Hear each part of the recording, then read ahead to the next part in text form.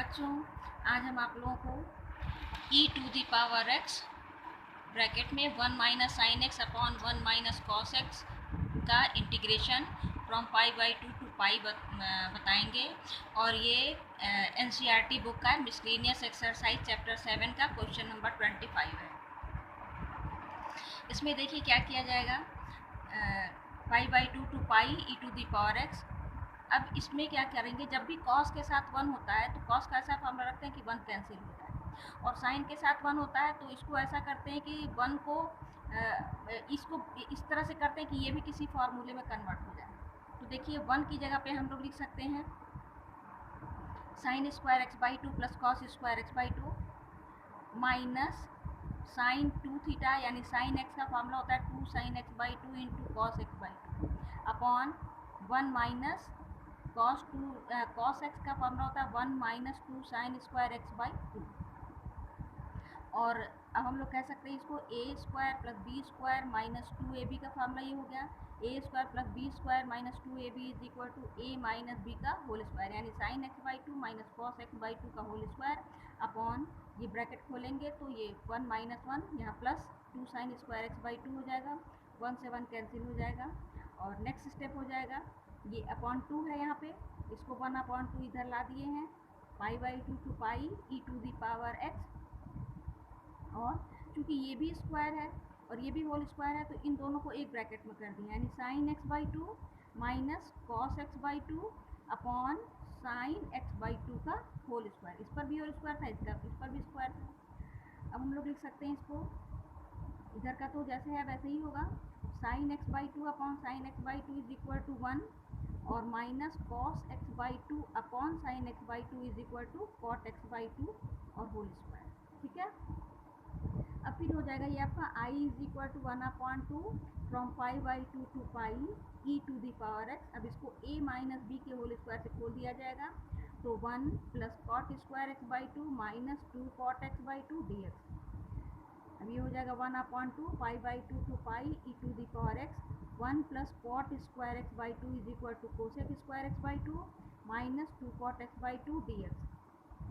i is equal to, next step हो जाएगा आपका i इज इक्वल टू 1/2, इसको दो इंटीग्रेशन में कन्वर्ट कर दिए हैं तो e⁻x का मल्टीप्लिकेशन इसमें भी होगा और इसमें भी होगा, तो हो जाएगा 1/2 π/2 to pi e⁻x cosec square x/2 dx minus π/2 to pi, ये 2 बाहर ला दिए हैं और e⁻x का मल्टीप्लाई हो जाएगा कॉट x/2 dx।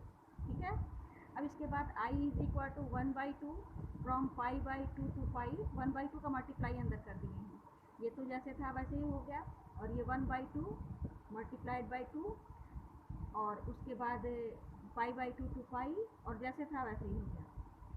उसके बाद हम इसको छोड़ देते हैं और इसको देखो हम लोग इंटीग्रेट करेंगे तो यहाँ पर e⁻x और cot x/2 है। ILATE के रूल से हम लोग पहले ये टेंजेंट वाला है और एक्सपोनेंशियल है, तो अगर इस फार्मूले से देखा जाए तो टेंजेंट के बाद एक्सपोनेंशियल आ रहा है, यानी t के बाद e आ रहा है, तो जो पहले आता है उसको फर्स्ट मानते हैं और जो बाद में आता है उसको सेकंड मानते हैं। ILATE का मतलब होता है टोटल, I का मतलब होता है इनवर्स, L का मतलब लॉगरिथमिक, A का मतलब एल्जेब्रिक, T का मतलब ट्रिग्नोमेट्रिक और E का मतलब एक्सपोनेंशियल। तो ट्रिग्नोमेट्रिक के बाद एक्सपोनेंशियल आ रहा है, तो cot x/2 ये ट्रिग्नोमेट्रिक फंक्शन है और e⁻x ये एक्सपोनेंशियल है। तो जिस उसमें लिखा हुआ है ये उसी